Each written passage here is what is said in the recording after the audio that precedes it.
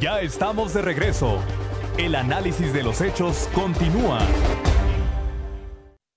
A México, la razón de mi ser, le seguiré sirviendo al límite de mis capacidades y limitaciones, no solo hasta el último día de mi mandato, sino hasta el último de mis días. Y vayamos todos a trabajar por México y a construir la patria que queremos, que es la patria que viene.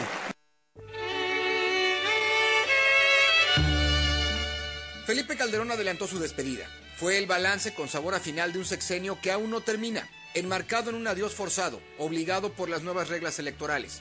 El presidente cerró ayer las puertas del Auditorio Nacional para consumar lo que no se le permitió hacer en 5 años en San Lázaro: rendir su sexto informe de gobierno a 9 meses de que entregue la banda presidencial.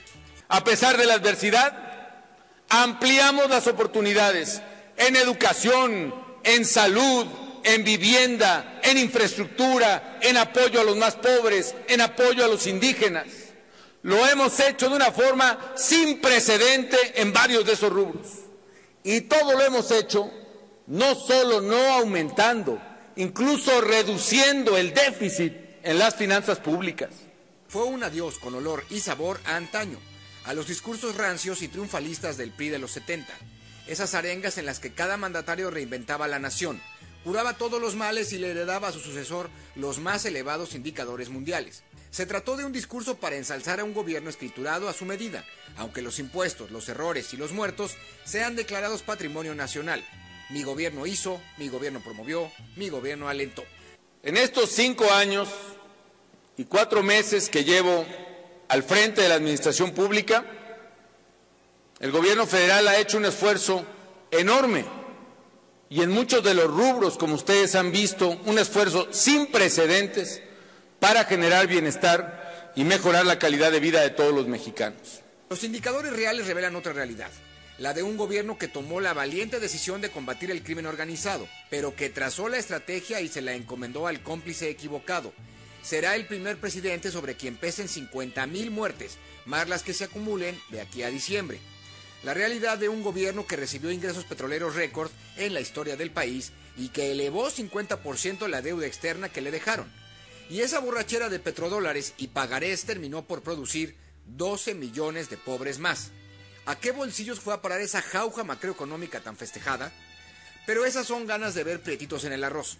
Lo urgente era aprovechar los últimos días de gozo solitario del poder presidencial. Hemos emprendido los primeros pasos de esta larga marcha para reconstruir las instituciones de seguridad y de justicia.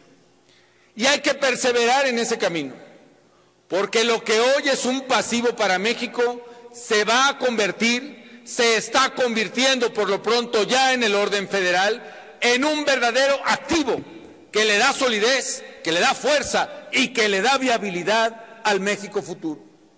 Felipe Calderón sabe que a partir de la madrugada del 1 de abril y hasta el cierre de las casillas del 1 de julio, nada podrá decir de todo lo bueno que hizo mi gobierno. El presidente es el primer inquilino de Los Pinos que vive en carne propia el estrés de esa novedosa veda electoral, la que no permite durante los 3 meses que dura la campaña que la presidencia promueva logro alguno o que se presuma alguna obra. Una camisa de fuerza muy injusta, es cierto, si se considera que cualquiera de los 4 candidatos presidenciales podrá censurar la obra calderonista. Pero esa es la injusta e inequitativa nueva legislación electoral, la que todos claman que ya urge modificar. Por eso a Felipe Calderón se le hacía tarde para convocar su despedida de ayer en el Auditorio Nacional. Sabe que cuando se levante la veda y quiera presumir los últimos logros, México estará distraído con los reflectores de quien será ya su sucesor electo.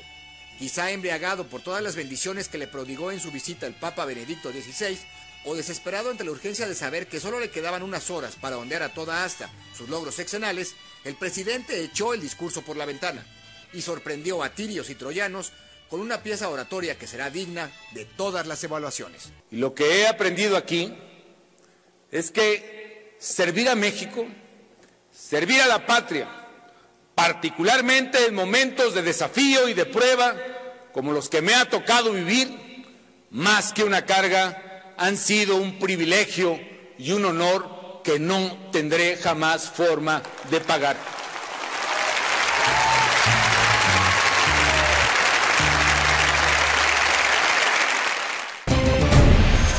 Y miren, pasamos para terminar nuestra edición de este día a uno de los temas que por supuesto siguen siendo importantes aquí en nuestro país. Estoy hablando del ámbito de la inseguridad pública. En esta semana, la organización México Evalúa entregó un reporte, un estudio acerca de la impunidad en nuestro país. Y de acuerdo con este organismo nacional, se nos dice que aquí en México, 80 de cada 100 delitos, de manera concreta, homicidios dolosos, queda amparado en la impunidad. Solamente 2 de cada 10 casos de estos van a parar a condenas en contra de los culpables. Nuestro buen amigo José Lorenzo Fuentes Delgado nos trae la esencia de este reporte, terrible reporte, donde la impunidad se ha convertido en un mal endémico, es decir, en una plaga en nuestro país. Habría que adelantar que también nuestra entidad, Durango, ocupa lamentablemente un lugar destacado en este conteo. Este es pues el resumen de México Evalúa acerca de la impunidad en nuestro país.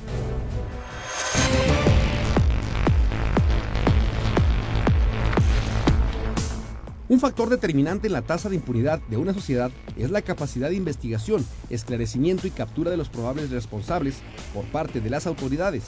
Los estados cuyas fiscalías o procuradurías generales de justicia incrementaron el número de capturas, obtuvieron más condenas por delitos de homicidio doloso, revirtieron estas tendencias crecientes de la impunidad. Incluso pudieron compensar el efecto del incremento en el número de homicidios.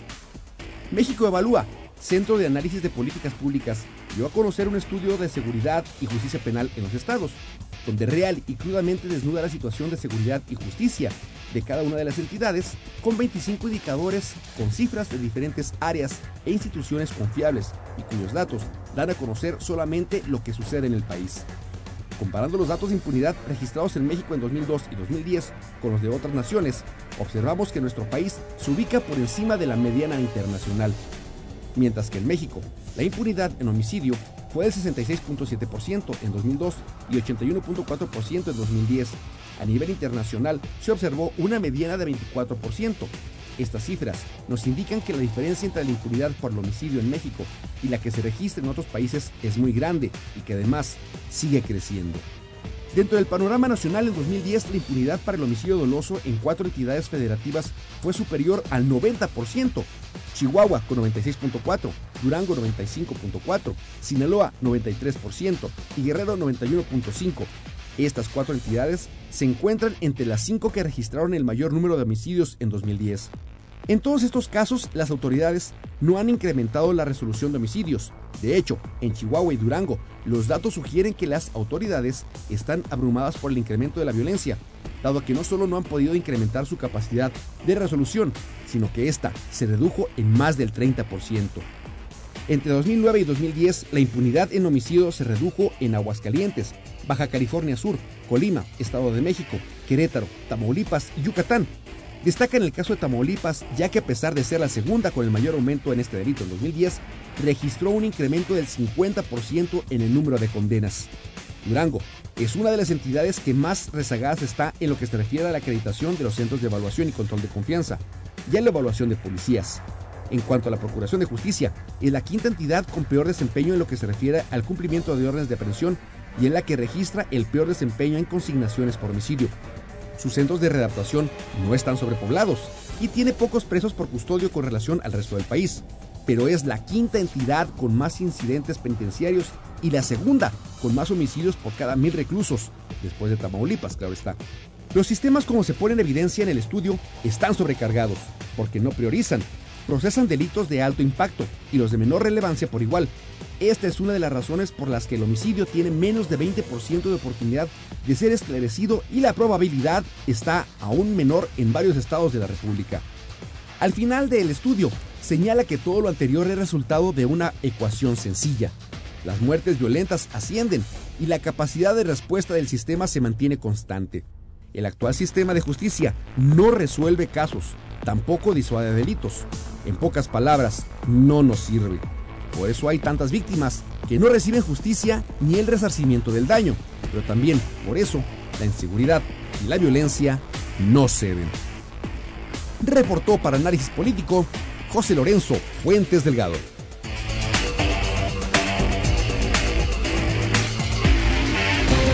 Amigos y amigas de Canal 10 y de Análisis Político, así estamos llegando al final de nuestra edición de este sábado 31 de marzo. Recuerden, mañana comienza el horario de verano, así que adelanten sus relojes una hora.